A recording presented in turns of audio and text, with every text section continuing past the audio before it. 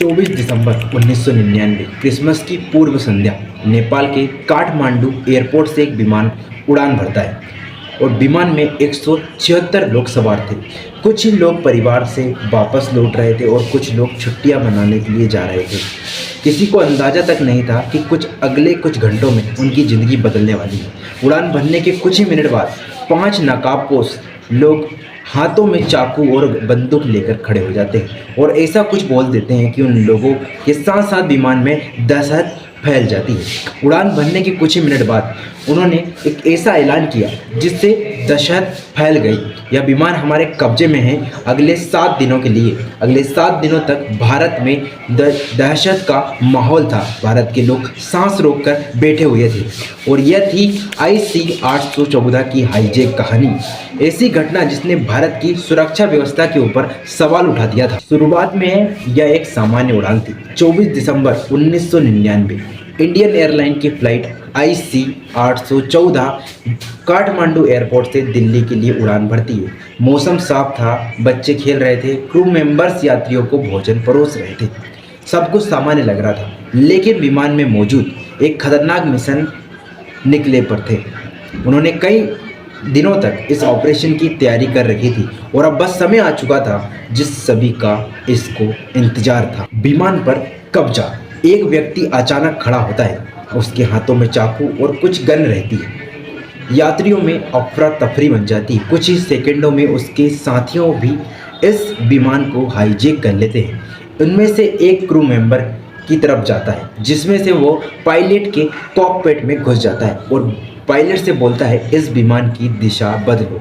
अब विमान आतंकवादियों के नियंत्रण में था। लगभग 1 घंटे बाद भारत में हड़कंप मच गया है। दिल्ली एयरलाइन एयरपोर्ट पर सूचना मिलती है कि IC-814 हाईजैक हो चुका है। प्रधानमंत्री कार्यालय, गृह मंत्रालय, खुफिया एजेंसी सभी लगातार बैठक करने लगती है।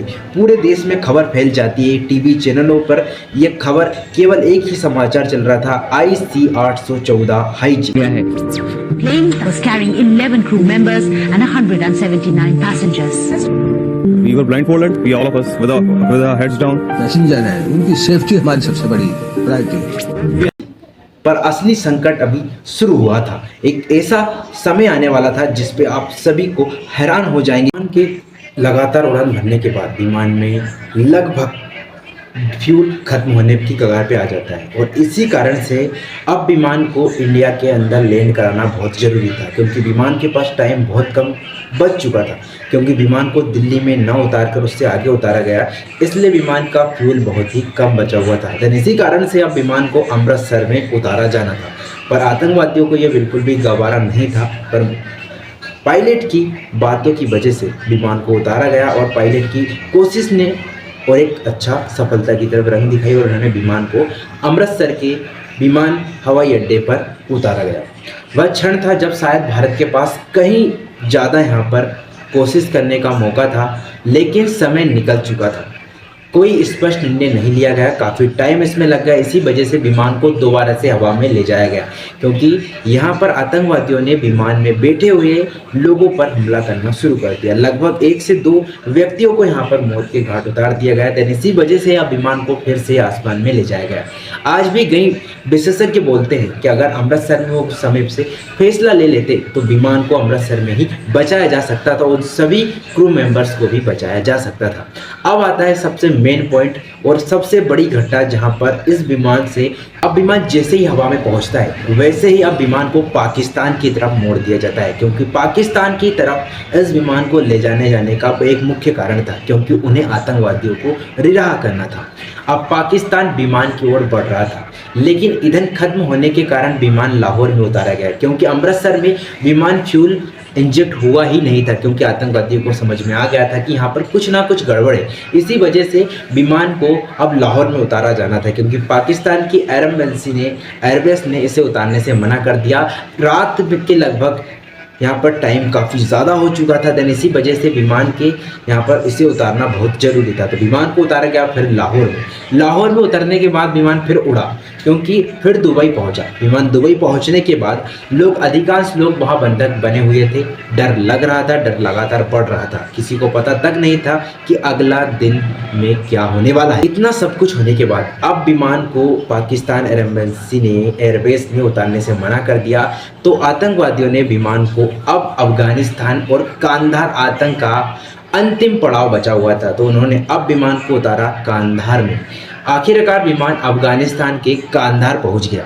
उस समय अफगानिस्तान में तालिबान का शासक था और भारत की तालिबान से बिल्कुल भी नहीं बनती थी।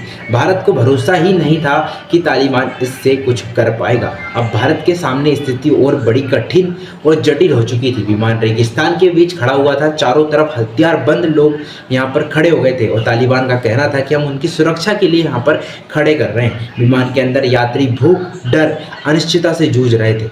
हर गुजरता घंटा उनकी मौत का सामना करवा रहा था। विमान के अंदर ही भयावह रातें, दिन गुजर रहे थे। लगातार लगभग 5 से 6 दिन कंप्लीट हो जाते हैं। विमान के टैंक ओवरफ्लो होने लगते हैं, विमान में खाना खत्म हो जाता है। इसी के साथ साथ हर यात्री को लगने लगता है कि अब मौत करीब आ चुकी है। इसी वजह से कई लोग बीमार पड़ने लगे, लोगों को डर, और कहीं आतंकवादी किसी भी समय उन्हें मार सकते थे। कुछ यात्रियों को बाद में बताया कि हर रात वह सोचकर सोते थे कि अगले दिन सुबह देख पाएंगे या नहीं पाएंगे। पूरी विमान एक चलता फिरता कैद खाना बन चुका था। अब आतंकवादियों की मांग जारी होती है, क्योंकि कई हाईजैक ने भारत सरकार से अपनी मांग रखी और कुछ खतरनाक आतंकवादियों को छोड़ने का दावा किया। अगर आतंकवादियों को नहीं छोड़ा गया तो विमान के सभी लोगों को मार दिया जाएगा। भारत सरकार के सामने बहुत बड़ा कठिन समय आ चुका था। अब उनको आतंकवादियों को छोड़ना पड़ा। पर इससे बड़ा सवाल ये था कि अगर आतंकवादियों को छोड़ दिया गया तो ये देश के लिए भी खतरा बन जाएगा। बट कुछ समय के बाद दिल्ली में अगले 7 दिनों तक बैठक होने के बाद अब एक फैसला लिया गया, क्योंकि मीडिया पर यह तनाव बहुत ज़्यादा बढ़ चुका था। लोगों में तनाव बढ़ने की वजह से जिन लोगों को कैद किया था उन लोगों ने सभी ने हड़ताल, दंगे फसाद की संभावना बनने वाली थी। इसी वजह से एक सरकार ने एक कठिन फैसला लिया। इस फैसले ने उन्हें बहुत सारे आतंकवादियों को छोड़ना पड़ा, पर भारत सरकार भी कुछ पीछे नहीं थी। उन्होंने यहाँ पर एक शर्त रखी कि हम पूरे आतंकवादियों को तो नहीं छोड़ पाएंगे, हम कुछ आतंकवादी को ही छोड़ पाएंगे। तो इसी वजह से अब जो आतंकवादियों ने प्लेन को हाईजैक कर रखा था उसमें बच्चे और महिलाओं को वो रिहा कर देते हैं, पर अधिकतर लोग उसी विमान में रहते हैं ताकि उनकी सेफ्टी के लिए वो उन्हें रख सके। धीरे धीरे करके सभी आतंकवादियों को, जितने आतंकवादी उन्होंने बोले थे उन थोड़े बहुत आतंकवादियों को छोड़ा जाता है, और धीरे धीरे करके आतंकवादी भी जो विमान के हाईजैक लोगों को हाईजैक किया था, बंधक बना रखा था, उनको रिहा करते हैं। पर इस कहानी ने भारत को एक सबक दिया है। इसकी वजह से सुरक्षा को ज़्यादा मजबूत कराई गई, एयरपोर्ट के सभी सुरक्षाओं को बढ़ाया गया, हाईजैक से निपटने के लिए रणनीतियों में बदलाव किया गया। पूरे देश में महसूस हुआ कि आतंकवाद केवल सीमा पर नहीं, सीमा के अंदर भी हो सकता है। आज भी IC 814 हाईजैक भारत के इतिहास में सबसे खतरनाक और विमान चर्चित घटनाओं में से एक है। 24 दिसंबर 1999 से लेकर 31 दिसंबर 1999 तक सिर्फ एक विमान नहीं हाईजैक हुआ था, पूरा भारत हाईजैक हो गया था, पूरा भारत बंधक बन चुका था। IC 814 हाईजैक की ऐसी कहानी है जिसमें डर, माहौल और चिंता और राजनीति भी शामिल हुई है। इस घटना ने भारत के इतिहास को बदल दिया और भारत के लोगों को एक सबक भी मिला, साथ ही साथ सरकार को भी सबक मिला कि यहाँ पर आतंकवाद सीमा के बाहर नहीं, सीमा के अंदर भी हो सकता है। इसलिए सुरक्षा नियमों को लगातार बढ़ाया गया है। साथ ही साथ इन 7 दिनों में भारत ने इतिहास हमेशा के लिए बदल गया। अगर आपको ये डॉक्यूमेंट्री वीडियो पसंद आती है तो आप वीडियो में जरूर कमेंट करिएगा। अगर आपको लगता है कि अमृतसर में सभी लोगों को बचाया जा सकता था, आप वीडियो में कमेंट जरूर कर सकते हैं। और अगली रहस्यमयी डॉक्यूमेंट्री वीडियो देखने के लिए आप हमारे चैनल को जरूर सब्सक्राइब करें, ताकि इसी तरीके से आपको रहस्यमयी डॉक्यूमेंट्री वीडियोस मिल सके। तब तक के लिए जय हिंद, जय भारत।